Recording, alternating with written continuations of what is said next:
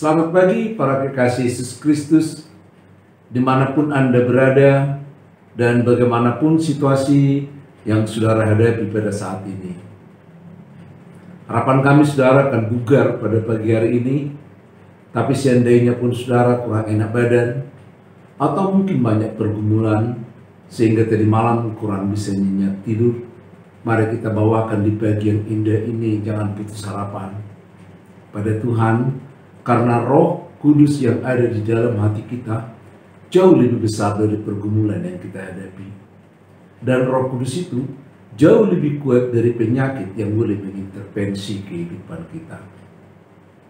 Atau saudara sedang mempersiapkan pekerjaan yang memuliakan Tuhan melalui pekerjaan kita sehari-hari di pagi hari ini, atau mungkin sedang merencanakan ucapan syukur karena ulang tahun dari anak, istri, suami, atau siapa saja yang kita berkenan untuk merayakannya, karena melaluinya kita mengucap syukur untuk memuliakan Tuhan. Ingat, ketika kita semakin memuliakan Tuhan dalam segala hal, maka kita pun dipermuliakan melalui berkat dan perbaikan karakter dari waktu ke waktu.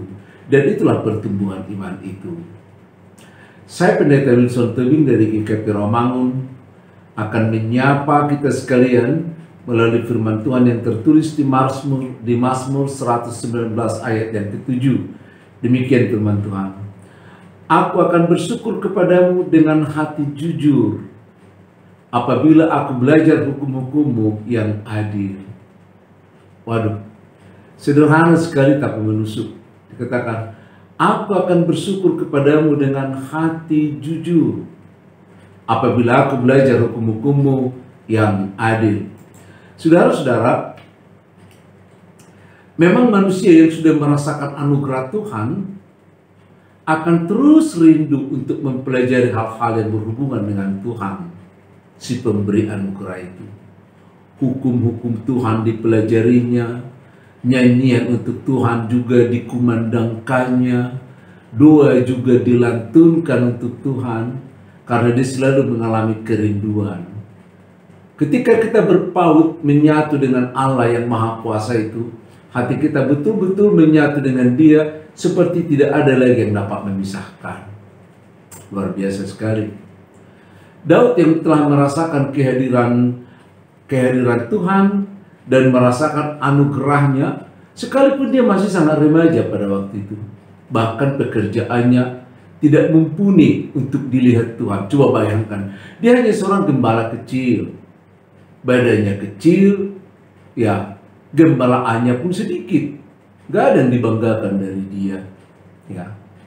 Tetapi dia mensyukuri semua pekerjaan itu sekalipun kecil, sehingga dia memberikan tanggung jawab yang luar biasa. Coba bayangkan, kambing-kambingnya yang tidak seberapa itu dituntunnya siang dan malam. Lalu dia mendapatkan kapasitas yang lebih. Dia berani dengan tangan kosong menghadapi serigala demi membela dombanya yang tidak seberapa itu. Jadi bukan karena banyak maka dibela, bukan karena besar pekerjaan kita maka kita mati-matian. Tapi sekecil apapun pekerjaan kita, kalau kita lakukan dengan memuliakan Tuhan seperti Daud, sampai dia membunuh serigala, bisa dia bunuhnya. Bahkan untuk mengusir kesepian dengan gembala yang sedikit, tidak menuntut banyak tenaganya, dia pun berusaha memainkan alat-alat musik yang memuliakan Tuhan. Mulai dari biola, kecapi, dan lain sebagainya. Dia pelajari untuk mengusir rasa sepi sekaligus menghadirkan kuasa roh di dalam dirinya, sehingga dia semakin diperbaiki.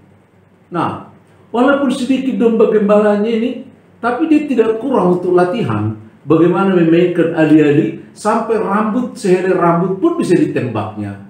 Karena latihan terus. Dan kapasitasnya itulah kemudian yang digunakan untuk mengalahkan Goliat, sehingga dia menjadi orang besar. Jadi jumlah domba yang kecil yang dikerjakan dengan besar hati dengan jujur di hadapan Tuhan, bersyukur di hadapan Tuhan, membuat dia menjadi orang besar. Ada banyak orang mencari pekerjaan besar, tapi nggak mampu mengerjakannya. Ya, kita juga melihat sekarang ini bagaimana dibully dan terus-menerus kita bicarakan. Ya, gubernur kita juga kan dengan kapasitas sebagai gubernur nggak mampu ngerjainnya. Pekerjaannya besar, tapi nggak mampu memberikan perhatian yang besar, ya, keterampilan yang besar, hati yang besar nggak mampu diberikan. Sehingga pekerjaan itu menimpa dia, bukan menjadi berkat, tapi jadi mudarat ya, bagi dia, bagi orang lain dan lain sebagainya. Maka bersyukurlah pekerjaan kita sekecil apapun, karena pekerjaan yang kecil itu kalau kita berikan pikiran, hati, dengan sejujurnya, dengan besar, maka itu akan membesarkan kita. Daud semakin merasakan semuanya itu. Ketika akhirnya Samuel memanggil dia untuk diurapi jadi raja, ya. Apakah Daud selalu baik? Tidak. Tapi dia bergantung kepada Tuhan. Pernah dia melakukan sesuatu yang sangat dibenci oleh Tuhan. Apa itu yang dibenci? Dia selingkuh dengan Batseba. Tapi dia menyerahkan kepada Tuhan. Sampai dikatakan, aku berdosa kepada Tuhan, bukan kepada Batseba. Kalau kepada Batseba bisa jadi bagi uang. Selesaikan oleh Batseba, gugurkan kandunganmu, selesai persoalan kita gitu ya. Tapi dia enggak. Dia selesaikan persoalan itu di dalam Tuhan. Maka Tuhan mengampuni dia. Gak seperti Judas menyelesaikan persoalannya dengan bunuh diri. Bukan. Tapi ini datang kepada Tuhan seperti Petrus, seperti Daud, menyelesaikan persoalannya, maka dia menjadi diampuni.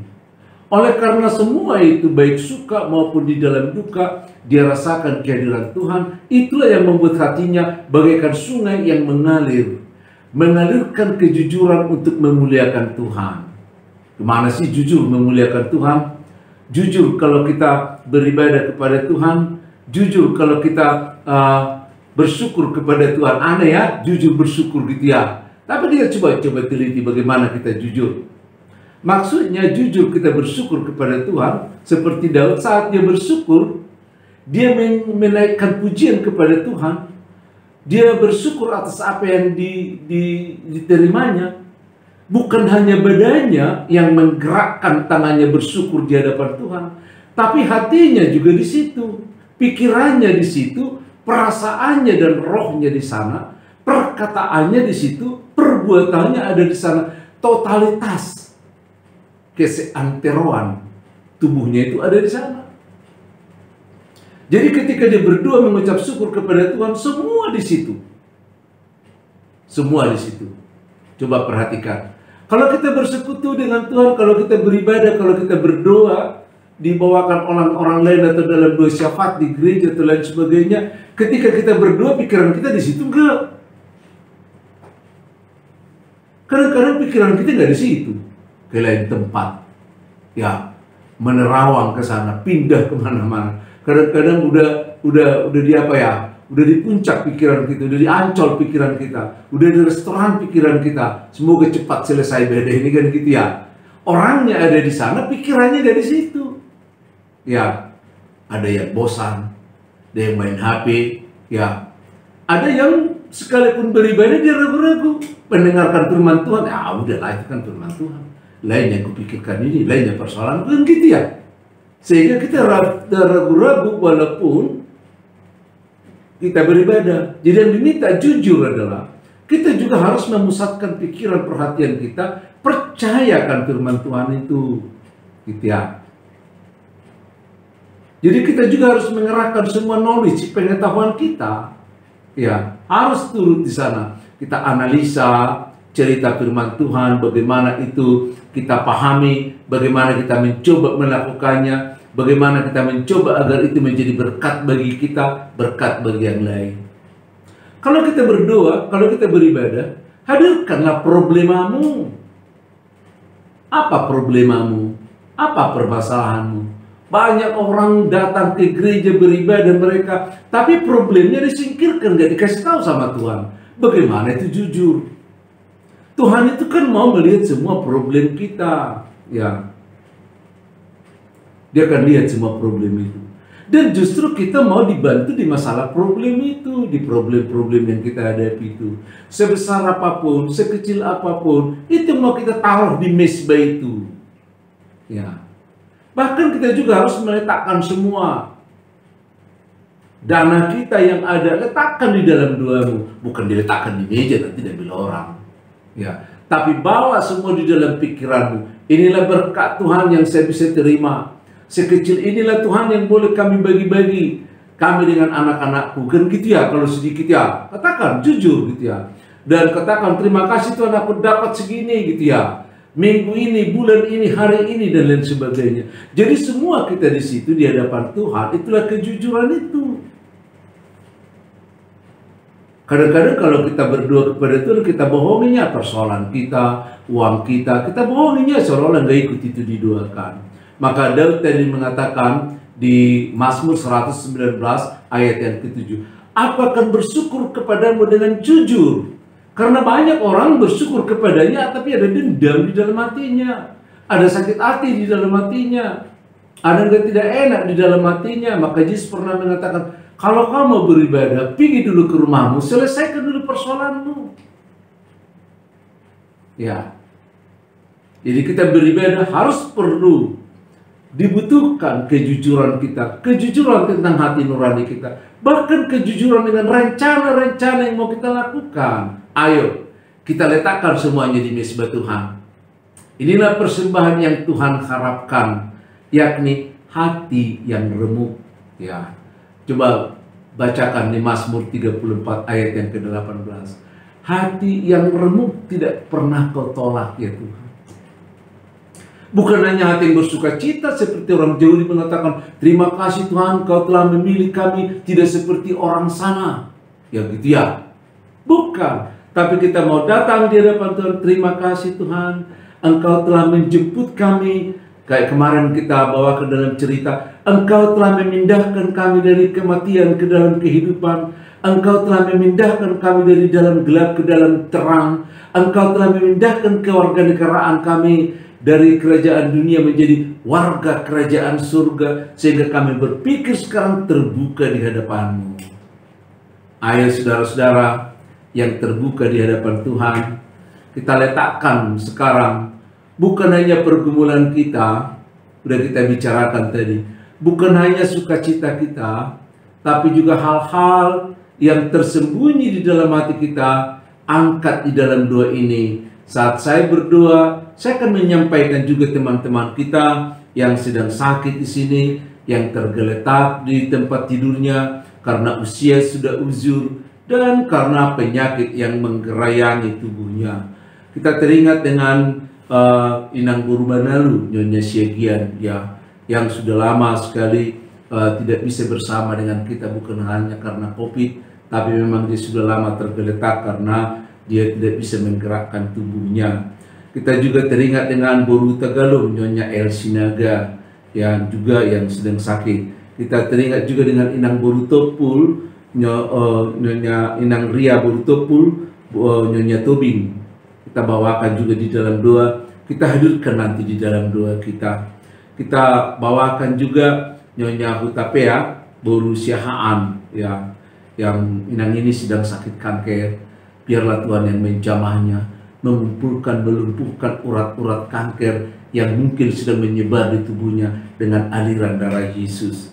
Ya, kita bawakan juga Inang Boru Tobing, Nyonya Penatua Hutagalung Emeritus, yang sudah sama-sama tua. Inang ini pintar sekali nyanyi. Kalau kita menanyakan sesuatu tidak bisa lagi diingat, tapi kalau nyanyian dia bisa menghafalnya 1, 2, 3 ayat. Ya, luar biasa ibu yang sudah tua ini. Dan kita juga teringat dengan Inang Aida Sirait Boru Siegian, ya, kami bawakan, kita bawakan dalam doa ini. Dan kita bawakan juga Penatua Emeritus Amang Simanu Khalid yang sudah tua. Ya, ini kita membawakan yang tua-tua, ya. Dan juga kita bawakan Penatua Emeritus C. Hutagalung. Itu suami dari Inang Boru Tobing tadi, sama-sama tua. Udah susah kita berbicara karena nggak bisa didengar. Dia hanya bisa dihampiri oleh Roh Kudus. Kita doakan supaya Roh Kudus ada di dalam mereka. dan Bapak Victor Panggabean. Kita bawakan semuanya.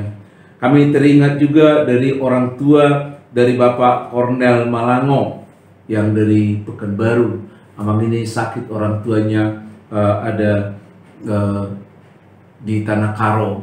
Biarlah Tuhan yang menjamahnya, biar Tuhan yang memberi penghiburan, dan biarlah Tuhan menjadi pengharapan satu-satunya. Mari kita lipat tangan kita berdoa. Dan ibu-ibu, bapak-bapak yang tidak kami sebut namanya, siapapun Anda merasa sakit ketika dua ini kami kumandangkan, kami lantunkan di hadapan Tuhan. Tolong pegang di mana tempat yang sakit itu. Ada mungkin di dadanya, ada di perutnya, atau di mana saja pegang. Mari kita berdoa. Karena Yakobus mengatakan sebenarnya, panggillah penatuamu, ambillah minyak, uraplah atau oleskan minyak itu. Bukan hanya minyak maksudnya, tapi alat-alat penyembuh seperti obat. Boleh pegang obatmu, boleh makan saat ini di pagi yang indah ini. Kita akan disembuhkan bukan karena obat, karena minyak itu, tapi itu hanya media. Tapi nama Tuhan yang menyembuhkan, kekuatannya, Roh Kudusnya, darahnya yang menyembuhkan. Kita berdoa. Bapa yang baik, kami mengucap syukur kami boleh ada di hadapan-Mu Tuhan. Dengan jujur kami beribadah di hadapan-Mu, dengan jujur kami mengucap syukur, dan dengan jujur juga kami Tuhan menyampaikan semua penyakit yang diderita oleh saudara-saudara kami.